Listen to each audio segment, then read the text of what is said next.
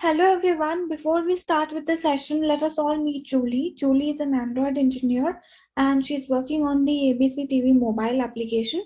Nowadays, she is writing code in Kotlin and she is looking forward to test it as well. So while testing her code in Kotlin, she started exploring Mockito and she found certain problems with it, especially when testing Kotlin code. So Mockito cannot mock or spy final classes. That is one problem with Mockito. She found out certain solutions to overcome this, that is making the classes open or using interfaces. But these both solutions will require to redesign the entire code base.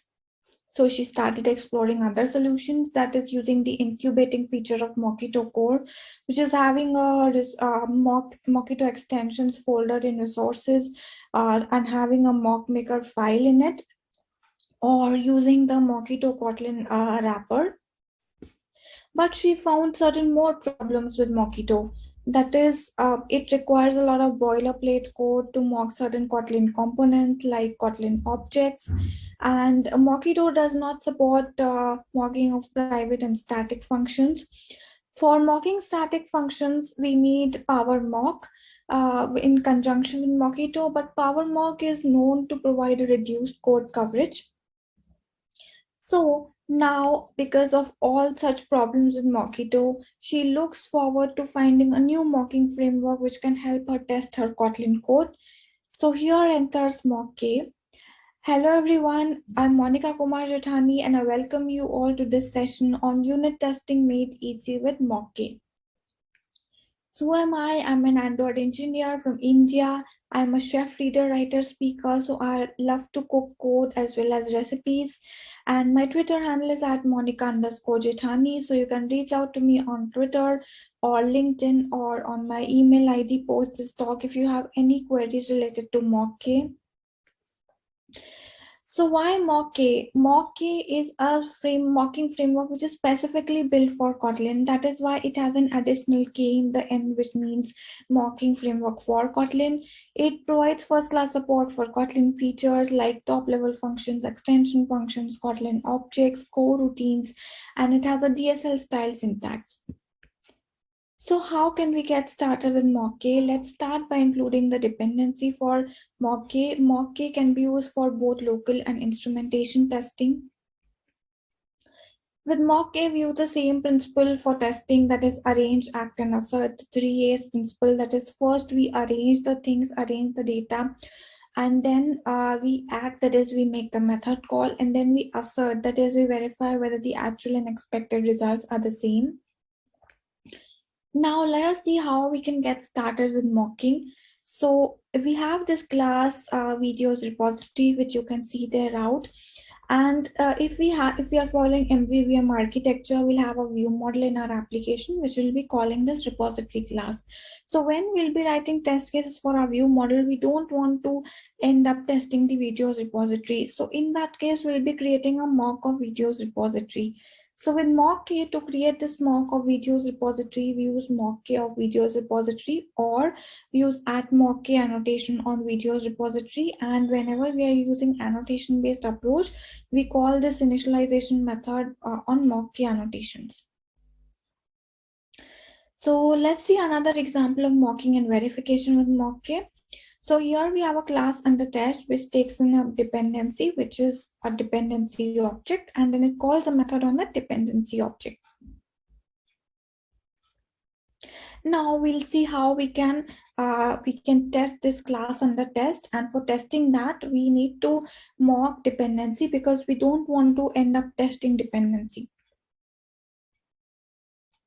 So here we create a mock of dependency using Mock-K, and then we mock particular method result. So we don't want the actual method call to happen and the actual processing to happen. So we mock that particular method result. So we mock it using every construct. So we write every mock dot method and we return some result, which is mock result. So in this case, we want the method to return 1337. Then we call, we do the method call, and then we verify. So we verify in Mock-K using the verify construct. In verify, we write the mock dot method, which specifies that particular method has been invoked on that particular mock. And then we use confirm verified. So I'll be telling about confirm verified later in the session. We can also verify just for verifying whether particular method was invoked on the mock. In addition to it, we can perform assertions, JUnit assertions also as well, to verify the actual and expected results are the same. Now let us see another example. Here we have a data service which with two methods get data from DB, which takes in a string and returns a string, and another method do some operation which again takes in a string and returns a string. So now to mock this particular class data service, I create a mock of it with mock of type data service, and to mock particular method, I specify that every call to mock's particular method returns a particular mock result. And then I make the method call on that particular mock with some parameter. And then I perform the assertion step wherein I verify that particular mocked method was called on the mock.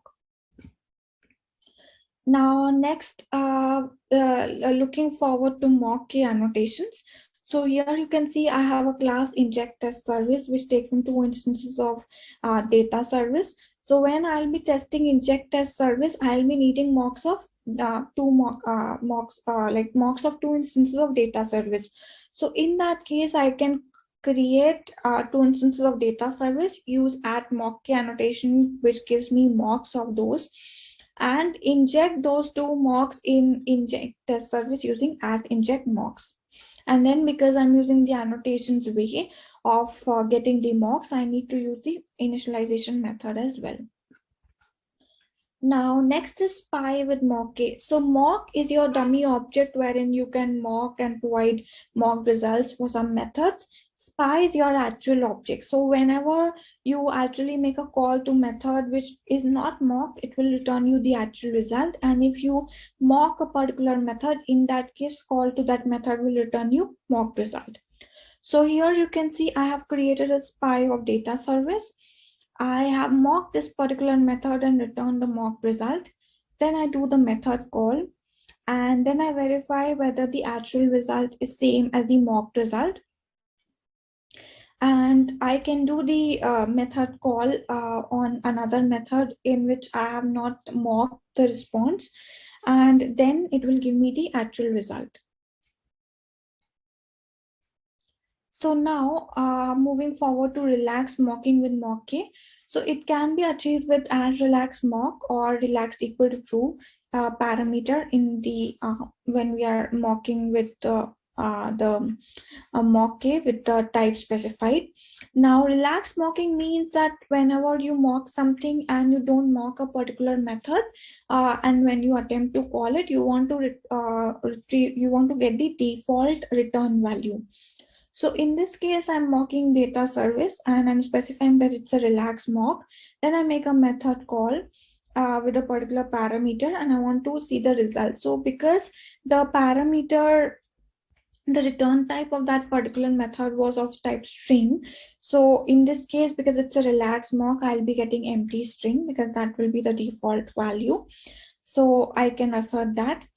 Now, next moving on to mocking like relaxing unit function. So that can be done using relax unit fun equal to true parameter in the annotation or in the initialization method. Next is mocking objects. So objects are Kotlin's way of defining singletons. So when you mock an object with mock k, you can simply write mock k object. So we have this object test object which has a particular method, and I can mock it by writing mock k object in the object name. And then I specify the call to mocked method. So again, mocked object behaves like a spy. If you attempt to call a method which is not mocked, it will give you the actual result. And if you attempt to call a method which is mocked, it will give you the mocked result. So here you can see I'm attempting to call a method which is not mocked. So it is giving me the actual result, and then I can attempt to call a method which is, I can mock a method and then I can call it. So in that case, it will give me the mocked result. Now mocking the same object using Mockito. For that, I'll have to write some additional code. I'll have to redesign. So I'll have to write the interface with the method, and then I'll have the object implement the interface and override that particular method. So then I can create a mock of that interface with Mockito, and then I can specify like when particular method is called on the mock with particular parameter, it returns the mock result, and then I can call the method and do my assertion. So you see that mocking a particular object with mock key is very simple. Simply write mock key object, and it's easy to mock it. Whereas if I mock the same object with Mockito, I'll have to redesign my code, and then I'll not be able to actually mock the object, but I'll be able to mock the interface when I do the redesigning. So this is one significant difference when you see Mockito does not provide first class support for Kotlin constructs, whereas Mockkit does. Now, unmocking objects can be achieved in Mock-K using unmock-K all or unmock-K object, and it returns basically the mock to its unmocked state.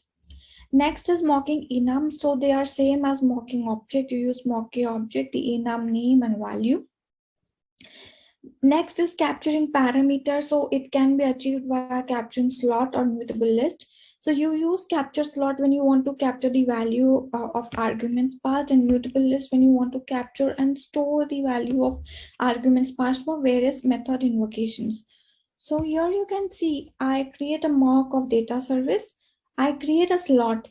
So because the both the methods of data service, they were kind of expecting a string as the parameter input. So that's why I create a slot of string, and then I specify that when a particular method is called on the mock, it should return an expected result. So here you can see I use capture slot because I want to capture the parameter which was passed. Then I make the method call, and then I verify whether the actual and expected values are the same. So here to actually get the input value which was passed, I use slot.capture to actually get the value that was passed. Next is mutable list. So here it's same as your capture slot. Only thing is we capture various method invocations. So you can see I create a mock of data service. Then because mutable list will actually capture various parameters to various invocations, I create a mutable list of strings. Then I make this method call on particular mock, and I try to capture the list. I say that it returns the expected result. I make the method calls with different parameters. Then I perform the assertions wherein I say that I use this because I am capturing in a mutable list. I can use the list.size to actually see how many method invocations were done and what were the parameters passed in those invocations using list of 0 and list of 1. So next is mocking a constructor. So we can mock a constructor of a particular class. To do that, we use mock a constructor with the class name. And then we can specify on each constructed instance, whenever a particular method is called, what should be the mock result. So here you can see I use any constructor on a data service instance to specify that whenever any object is created, then call to particular method should return a mock result. And then I create an instance of data service and call a particular method. And then I verify that any constructed instance on that particular, any constructed instance has had a method call using verify. Next is argument matching can be done by passing actual argument values or by passing argument matchers like any or eq for equals. Next is chaining calls. So we can mock chaining calls. We can verify chaining calls that is possible in Mock-K like it was in Mockito. Next is mocking the hierarchy. So you can see we have an address book which contains list of contacts. Then we have contacts which contains another object type which is address. So here I'm creating a mock of address book, which will actually contain a list of mock of contacts. So you can see I have created a list of 2 contact mocks. In first contact mock, I'm mocking each and every address field. And in second mock and contact mock, I am mocking the entire address. So its second contact mock is actually a mock of mocks. So next is verifying whether particular method call has happened at least some number of times, at most some number of times, or exactly some number of times. So that can be done by using at least, at most, and exactly. And we use verify no more interactions in Mockito to actually verify that there has been no method call on this particular mock. So that corresponds to verify exactly equal to 0 in mock key. Next is verifying the order. So we can use various verification constructs in Mockey, like verify all for verifying whether all calls happened without checking their sequence or order. Verify sequence to verify whether all calls happened in a specified sequence. Verify order to verify that calls happened in a specific order. Was not called to verify that the mock or list of mocks was not called at all. So difference between verify sequence and verify order is in sequence, you actually verify the calls happened in a sequence. You can maybe skip some calls in between and it will still pass it. But in order, you need all the calls to happen in that particular order. So here you see we create a spy of data service. Then we say every call on that particular method mock returns a mock result. Then we specify different method calls with different parameters. And then we specify verify all. And we specify that all operations have happened. We verify the sequence of method calls on that particular mock, and then we can verify the order. Next is verification confirmation. So verification confirmation is just to see whether all whether all the method calls which were done on the mock are actually verified using verify construct. So this is achieved using confirm verified. We use confirm verified and the mock. So here you can see that I create a mock of data service. I mock this particular method get data from DB and with the expected parameter, and then I call this method get data from DB with expected parameter, and then I similarly try to verify it. And then I use confirm verified on that particular mock, which in this case is service. So it passes because I actually have made a call to get data from DB, and then I have verified that call has happened on that particular mock using verify construct. So if suppose there's some particular method call which is done but not verified using verify construct, and you happen to use confirm verified on that mock, so that that clearly fails. Confirm verified test clearly fails. Next is excluding less significant calls. It can be done using exclude records. We have mock and then some call, and if we want to exclude it, we can exclude it in this way by using exclude records and object of some call with arguments. Next is mocking functions which return unit. So for functions which return unit, views the same every construct, but we can use a returns unit or answers unit. Now returns and answers is the same, only thing is returns a value, whereas answers returns a lambda. Now mocking extension functions. So we see this extension function which is known as extension func of an object test obj. And we see that when we are trying to mock it, so here there is this thing that when we are mocking it, we mock it using every construct, and it returns some value. So this way we can mock extension functions. Next is mocking top level function. So here we see a top level function lowercase, which is present in this particular package, which is stated out here. So to mock top level functions using mock k, we use mock k static and we specify fully qualified path name, and then we can mock the function using normal FD construct. Next is using answers. So we can use answers or in place of returns, but only thing is answers returns a lambda.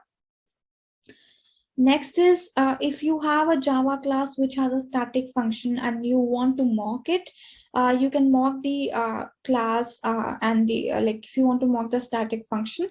So you can mock the class using mock static and then specify the class name. And then you can mock the method using fd construct and specify the mock result.